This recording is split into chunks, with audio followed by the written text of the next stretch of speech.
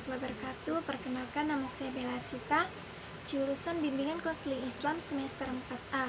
Di sini saya akan mengerjakan ujian akhir semester Psikologi Konseling yang diampu oleh Ibu Herianti MPD. Baiklah, di sini saya akan membahas yang pertama, yaitu pengertian konselor. Konselor menurut Hartono dan Boy Sudarmaji memberikan pengertian, yakni konselor merupakan tenaga profesional yang memberikan pelayanan dalam bidang konseling. Selanjutnya, yang kedua, yaitu keterampilan konselor. Gibson dan Mitchell menyebutkan ada 4 keterampilan konselor, yakni keterampilan komunikasi, keterampilan diagnostik, keterampilan memotivasi, dan keterampilan manajemen. Yang pertama, keterampilan komunikasi. Keterampilan komunikasi terdiri atas 2, yaitu keterampilan komunikasi nonverbal dan keterampilan komunikasi verbal. Komunikasi nonverbal menggunakan waktu, komunikasi nonverbal menggunakan tubuh, komunikasi nonverbal menggunakan media suara, komunikasi nonverbal menggunakan lingkungan. Selanjutnya, keterampilan komunikasi verbal. Yang penting adalah mendengar, memberi respon balik, dan mengajukan pertanyaan. Mendengar adalah persyaratan komunikasi verbal yang efektif. Yang selanjutnya, keterampilan diagnostik.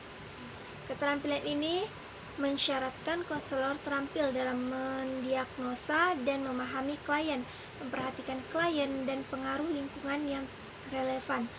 Selanjutnya, keterampilan motivasi. Tujuan konseling biasanya untuk membantu perubahan perilaku dan sikap klien. Untuk memenuhi tujuan ini, seorang konselor harus mempunyai keterampilan memotivasi klien. Selanjutnya, keterampilan manajemen. Manajemen adalah perhatian terhadap lingkungan dan pengaturan fisik, pengaturan waktu, mengatur proses membantu klien bahagia, mengatur kontribusi konselor dalam proses konseling.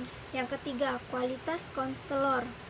Karakteristik kualitas seorang konselor yang terkait dengan keefektifan konseling antara lain: yang pertama, pengetahuan mengenal diri sendiri.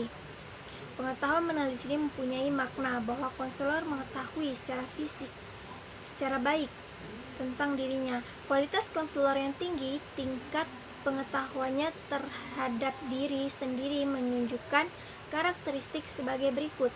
Pertama, menyadari kebutuhannya, menyadari perasaannya. Kedua, kompetensi.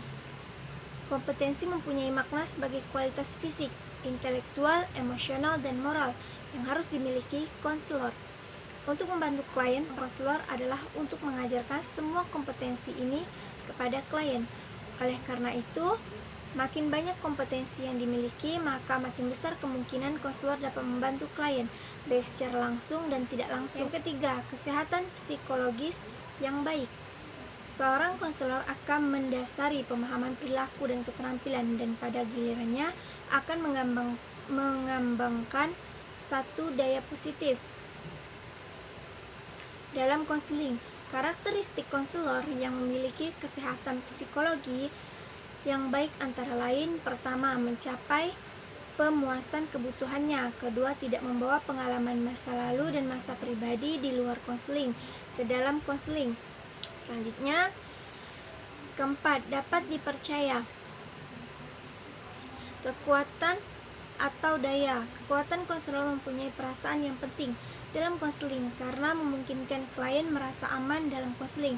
Konselor dengan kekuatan yang baik memiliki kualitas sebagai berikut. Pertama, mampu menetapkan batasan yang beralasan dan mematuhinya untuk menetapkan hubungan yang baik dan menggunakan waktu dan tenaga secara efisien.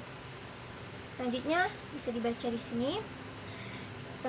Kehangatan. Jadi, kehangatan mempunyai makna sebagai satu kondisi yang mampu menjadi pihak yang ramah, peduli, dan dapat menghibur orang lain.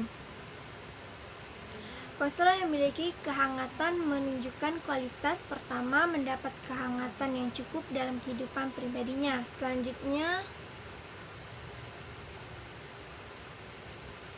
pendengar yang aktif. Jadi konselor tuh harus menjadi pendengar yang aktif bagi konseli. Karena dengan begitu, konseli akan lebih percaya atau lebih mudah menyampaikan apa yang dia rasakan kepada konselor, agar konseli tidak merasa dikacangkan atau dibiarkan. Maka konselor harus menjadi pendengar yang aktif. Kesabaran, konselor juga harus memiliki kesabaran dalam menghadapi klien, dalam menghadapi konseli.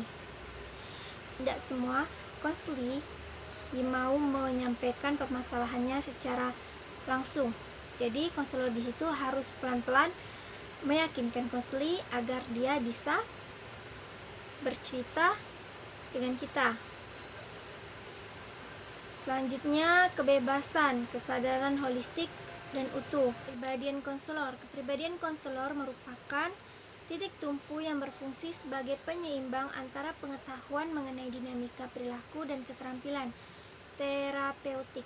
Ketika titik tumpu ini kuat, pengetahuan dan keterampilan bekerja secara seimbang dengan kepribadian yang berpengaruh pada perubahan perilaku positif dalam konseling. Namun ketika titik tumpu ini lemah, yaitu